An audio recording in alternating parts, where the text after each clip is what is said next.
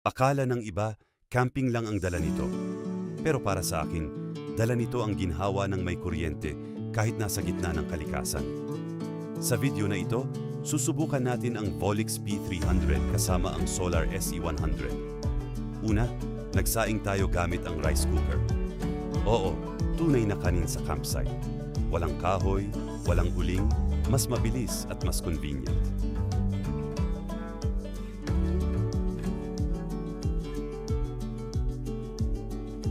Pagkatapos, inilatag natin ang Solar SE100.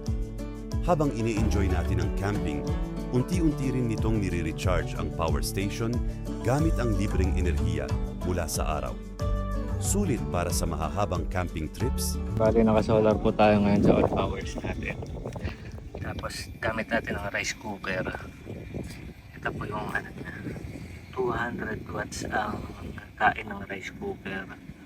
Tapos, ito yung harvest, 54 watts. Kaya-kaya yung rice cooker.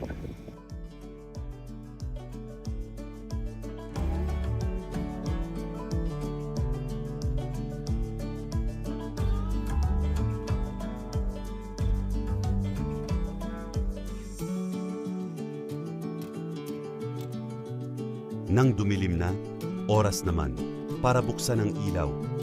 Isang pindot lang, maliwanag na agad ang campsite.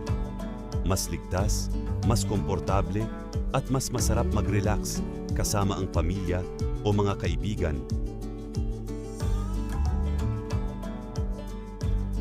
At ang isa sa mga paborito kong feature ay ang mobile app.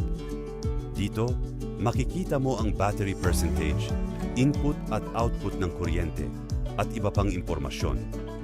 Madali mong mamomonitor ang status ng power station gamit lang ang iyong cellphone.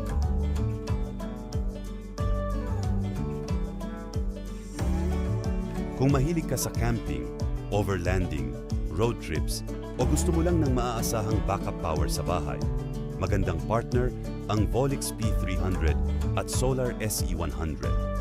Portable, madaling gamitin, at handa sa bawat adventure.